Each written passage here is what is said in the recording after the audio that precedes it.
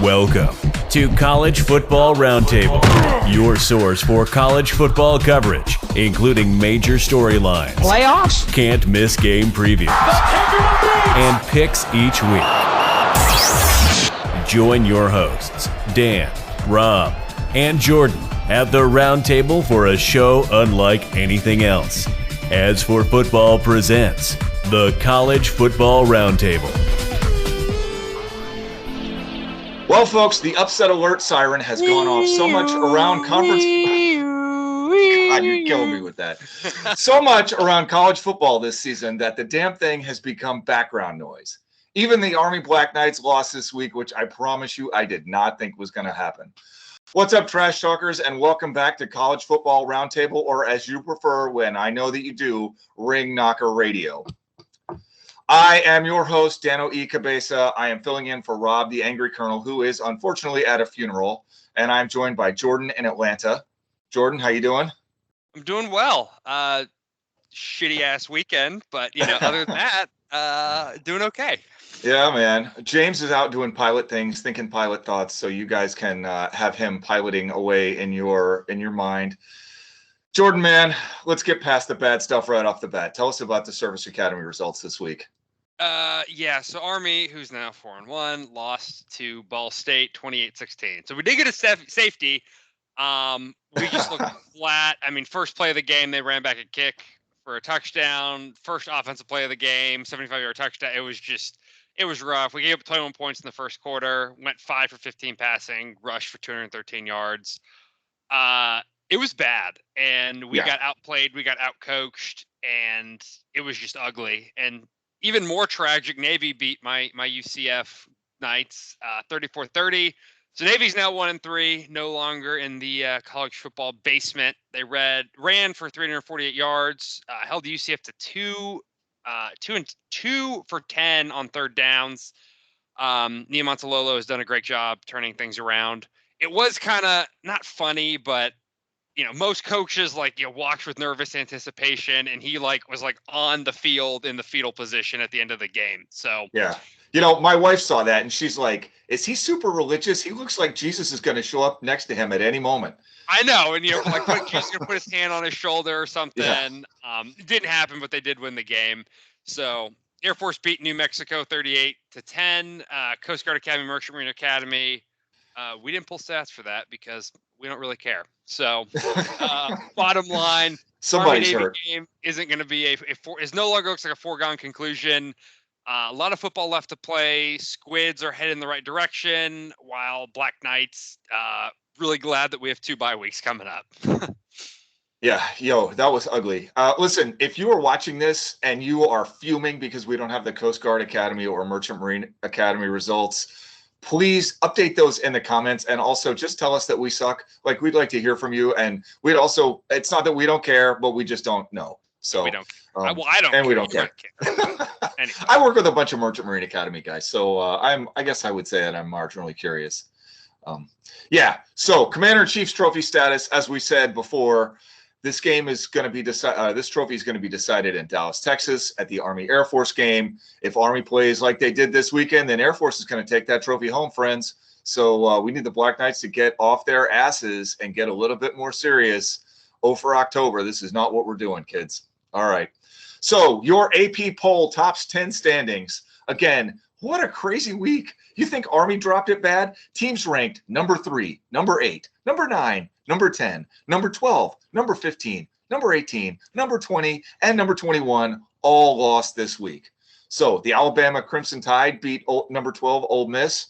Number 2 Georgia beat the hell out of number 8 Arkansas. Unranked Stanford beat number 3 Oregon, who had earlier beaten Ohio State. Oh my God, Pac-12, what are you doing? Number 7 Cincinnati beat number 9 Notre Dame. They're ranked 5th this week, waiting for them to drop to 10th after they run the table. Unranked Kentucky beat number 10 Florida. Oh, ouch, that was in the swamp. Unranked Mississippi State beat number 15 Texas A&M. That's a bad loss. Unranked Hawaii beat number 18 Fresno State. That's a bad loss. Number 19 Oklahoma State beat number 21 Baylor. And finally, unranked Arizona State beat number 20 UCLA. So with that, your new top 10. Alabama. Go Two ahead. things. All right, go ahead, First of Jordan. all, I live in Atlanta, and Yeah. halfway through, it was probably like 2:00, and the Arkansas Georgia game, kicked off, and I ran to Sam's Club real quick, and I saw a guy totally decked out in all his Arkansas gear, looking so sad.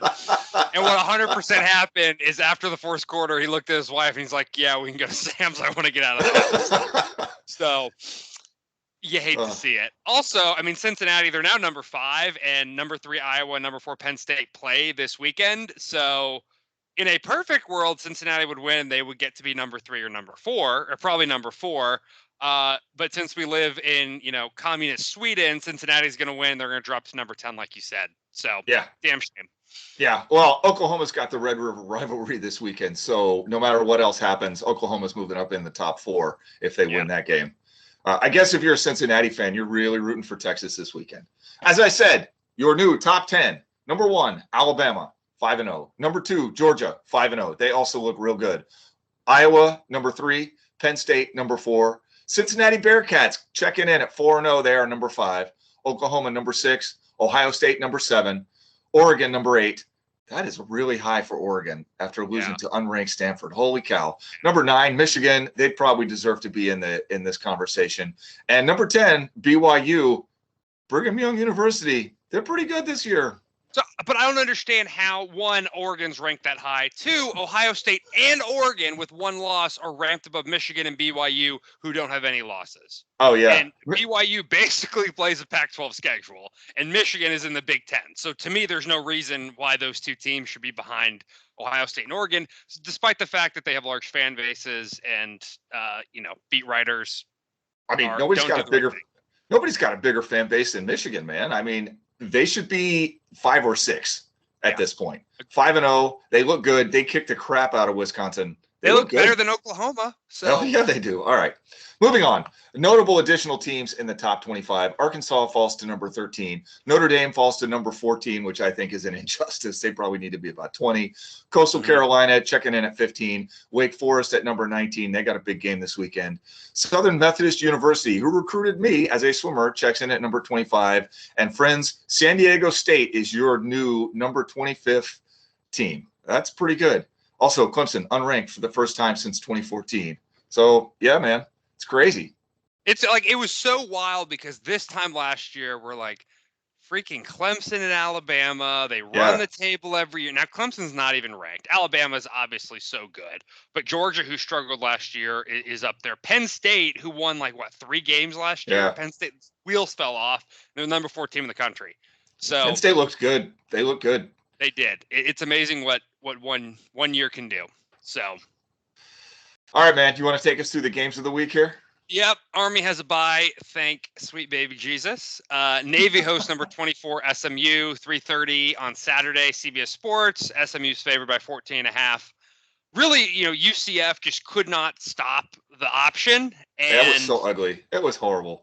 I don't know if Gus has never coached against the I don't know the situation, but either way, and they just couldn't score enough points to go toe-to-toe with them. So you got to give Ken credit. He finds a way to reinvent that offense with whatever they have. If they have a ham sandwich, he's going to build that offense around that ham sandwich. Exactly. So it was cool to see that.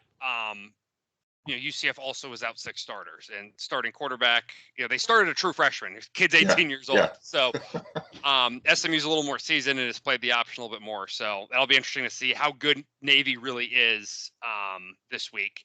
Air Force hosts undefeated Wyoming. Zoomies are a 4-point favorite. CBS Sports has that game at 7 p.m. And we're in the heart of college football season right now. A lot of good games, a lot of good rivalries. Red River rivalry is this week.